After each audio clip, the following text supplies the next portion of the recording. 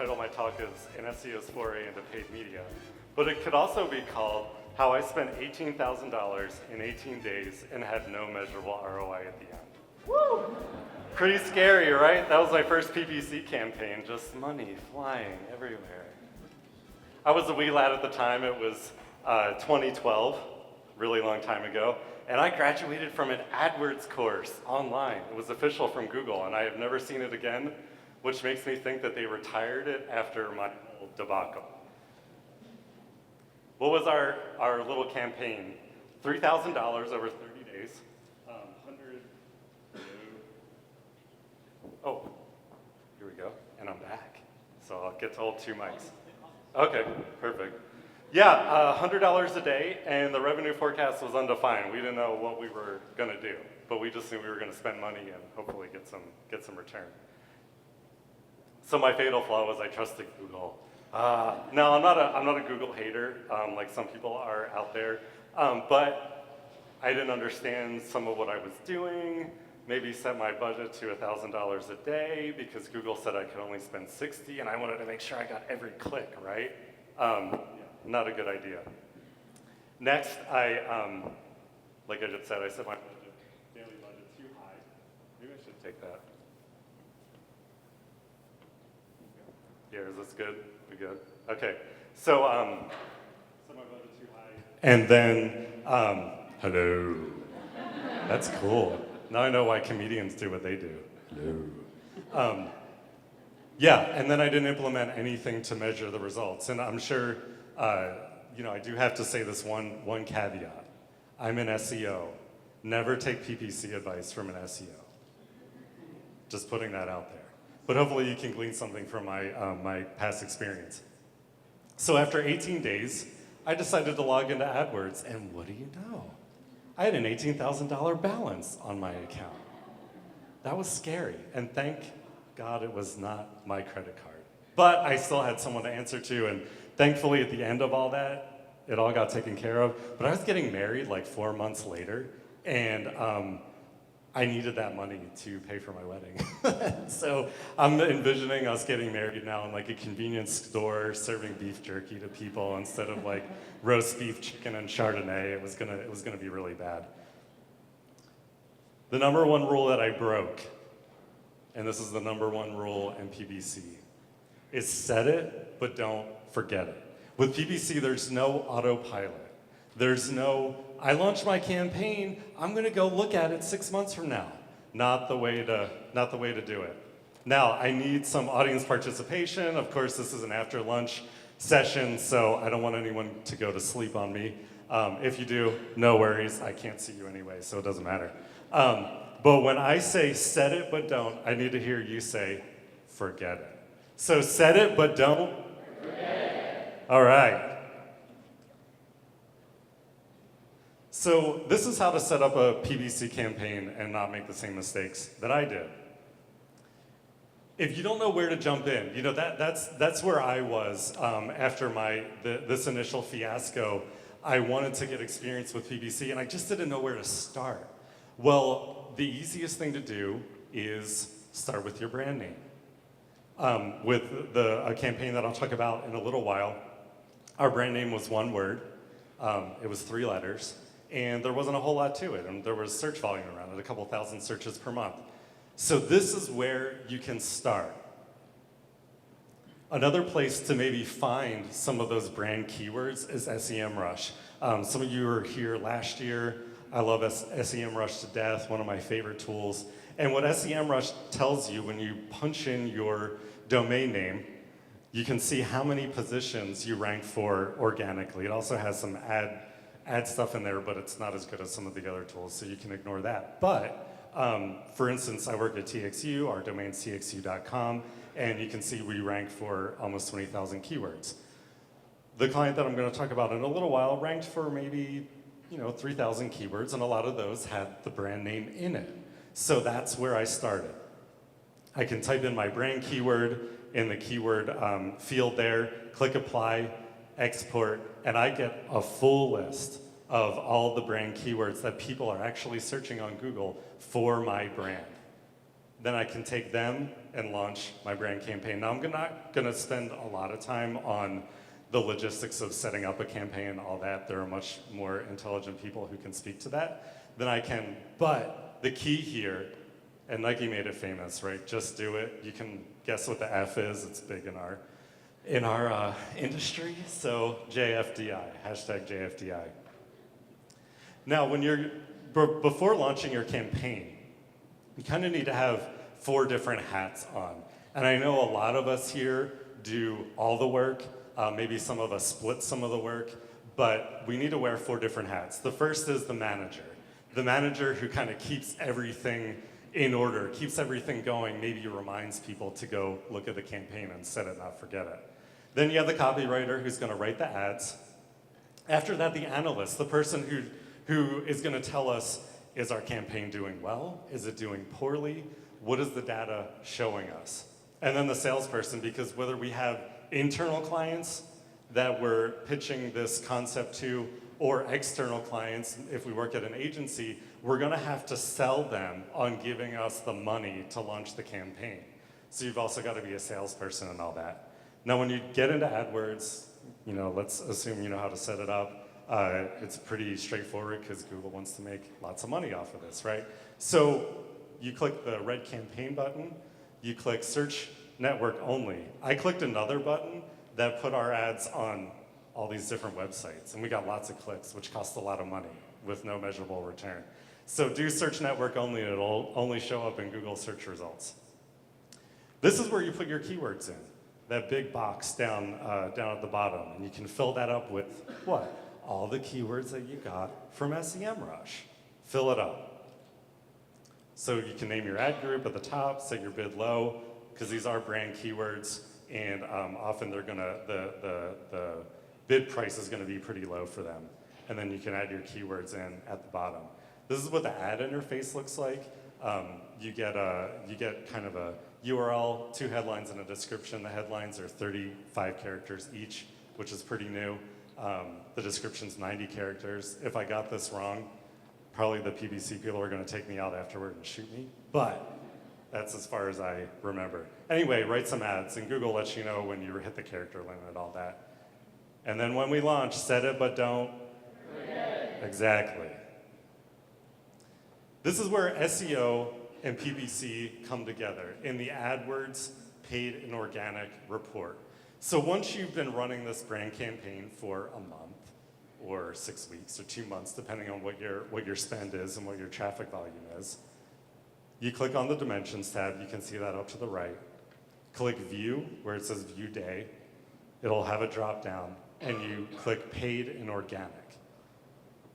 What I do is download that spreadsheet, and then in that spreadsheet, I can see what my click-through rate is when I'm showing an ad and an organic result, because SEMrush, what I pulled was our organic results, the keywords that we rank for in Google in the search results that we don't pay for. So we can see what our click-through rate is when we have 2 listings showing. Hello. Way out the back. Okay, 2 listings showing, or if I just have an ad, or I just have an organic listing. And when I launched my first real campaign that was actually successful, our click-through rate increased by 30% when we were showing an ad and an organic listing, or an organic rank. So when we had 2, we got 30% more clicks, which meant more visits and more revenue for us. You want to add negative keywords. These are keywords that you don't want to bid on. For this particular campaign that I have in mind, I just added our founder's name, or the founder's name, to the negative keyword list. Because if someone's typing in the founder's name, they're probably not interested in our products and services, so I don't want to pay money for that. So we added that to the negative keywords. For TXU, for instance, I'm on the acquisition team, so we just want leads. And probably hardly anyone here is familiar with how energy works in Texas, but it works on a lead gen basis. It's called deregulated energy, where everyone is in competition to get people's electricity, or provide them electricity service. So I don't want to bid on keywords like TXU customer contact, or TXU pay my bill, that sort of thing. Why?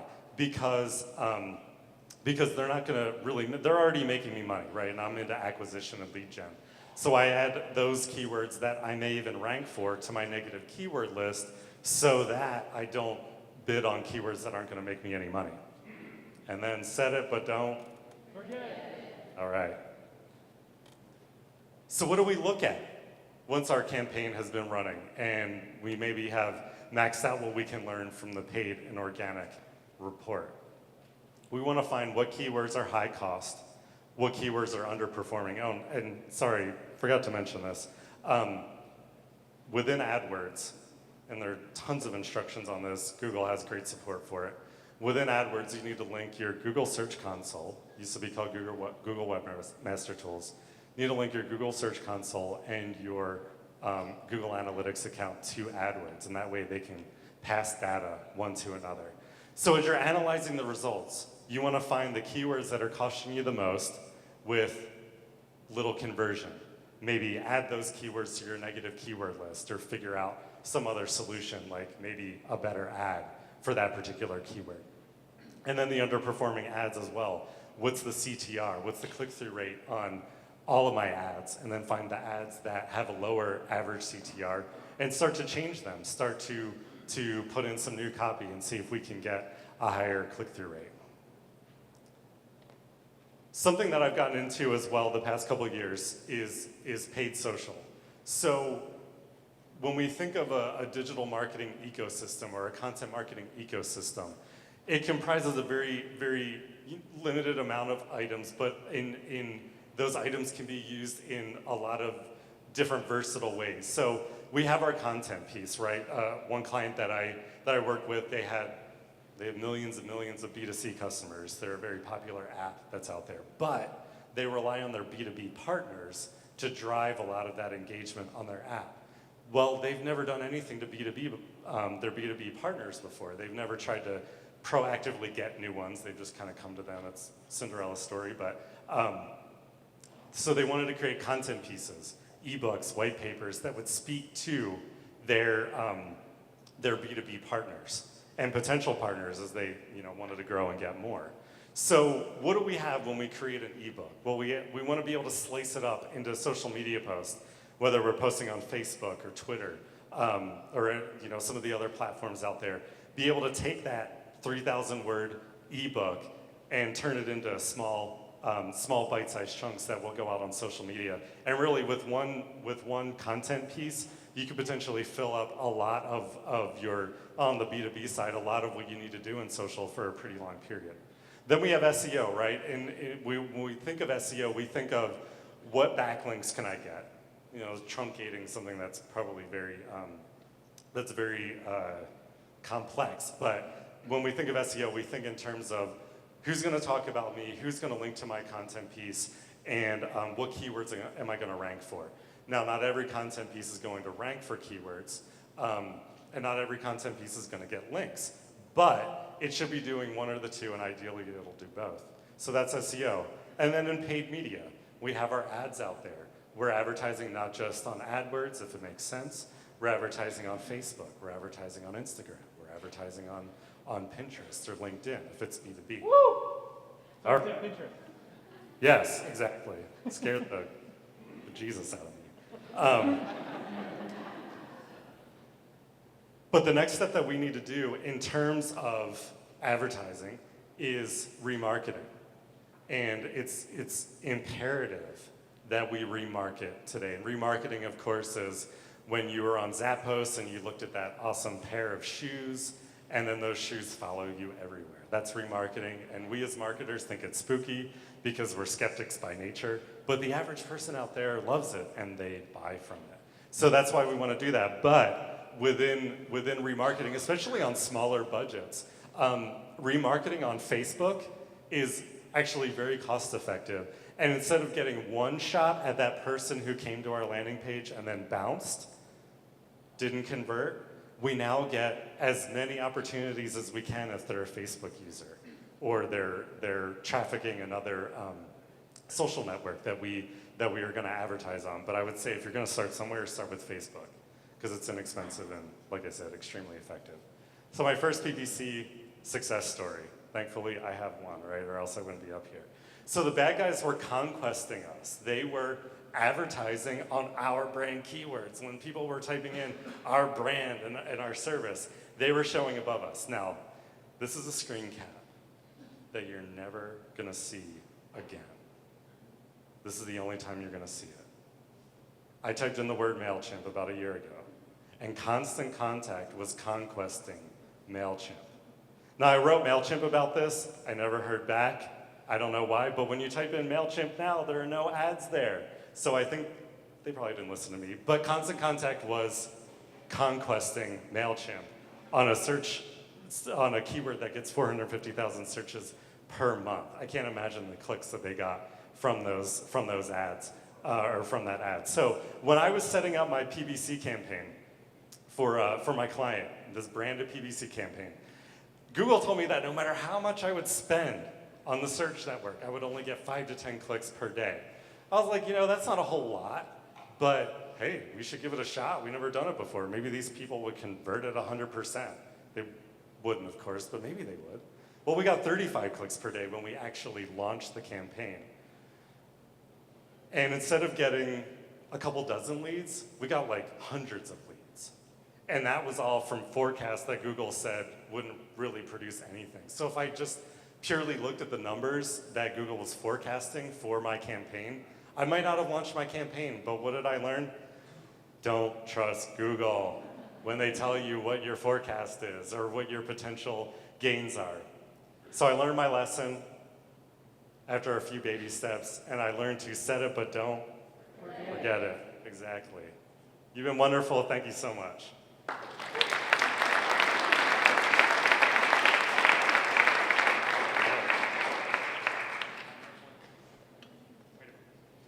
He has a question. I have one. I have one of these too now, and it'll work. It'll work sometime. Hi, Shawn. Welcome back. Thank you. Good to be back. Pitched it right at my level, and I appreciate that. Awesome. Good to hear. So, so it's kind of amazing that your credentials are a paid search course, a failure, some success. And did I catch that right, that you've moved on to the place we gave the 18 grand bill? Are you now somewhere else? Yes. So now I thankfully that all worked out in the end. I never gotten Google to do this again, and maybe they haven't done it since, but they actually credited, because I was so dumb, they credited us with the 18,000 that we could use on AdWords, and so I had a really nice wedding, yeah. So, Google will credit you your mistakes if you were playing loud enough. Don't quote me on that. Yes, I'm sorry. Okay. Yeah, just don't make the same mistake. That's the right lesson to learn. A question that I have is, other than the big mistake that you made, what's the other biggest learning that you've had moving from SEO to paid search? And what did you take with you from SEO that made you better at paid search than your average paid search person? Yeah, so You were better? no, because I'm still not better than the average paid search manager. But what it helped me understand was I need to look at digital marketing holistically. I need to look at all of those channels, right? So before, when I would look at SEO, I would think, okay, we have this content on our website. Who can I get to link to it? Who can I get to talk about it? I didn't really concern myself with who was going to comment, who was going to share. I didn't concern myself with, wow, who are the people I could remarket to? So looking at getting that content piece that I create with SEO value to work for me across all digital marketing channels, that is the thing that really helped me, I think, differentiate from some of the people who are in one silo, as I was. So you're really speaking my language right now. So in the move from Big Wing to Tailwind, basically as the director of marketing, a team of 2 is looking after all of these different things. And I used to be a specialist, right? And it's like trying to cram a watermelon into your brain, trying to think about all of these different channels of marketing that you could do. So do you have any words of advice, words of wisdom on how to expand that brain to sort of bring all these things in. It's very overwhelming. Yeah, it can be overwhelming. I would say probably for most websites out there, since Facebook has so many users, I would start there. If we're going to start with a paid campaign that's easy to use, I would start there. Now there is a little bit more, creative that's needed, images and that sort of thing, but it's so user friendly. I would start there, add the remarketing pixel to your website, and then see what that audience does that's on Facebook who's also trafficked your website. And also, do you think we should be buying Facebook shares? That's another thing that I'm hearing today. I've never bought a Facebook share. I have launched a likes campaign. I worked with a pretty well-known client. I mean like shares in the company, Facebook. Oh, absolutely. I'm not a wealth manager. Don't quote me on that. But yeah, likes campaigns are good. If your particular page doesn't have any likes, you can at least build up your audience that way and look, semi-reputable. Instead of having 17 likes, you can maybe have 1,000. Okay. All right, questions from the audience. Any questions? Shawn has a real talent for making things understandable. So if there's something that's been bugging you, quite figure it out. Okay. Well, put them out. You put them out. You put out all of those, all of those the challenges. questions. All the questions. Good work. Well, I look forward to hanging out with you later at the bar. Yep.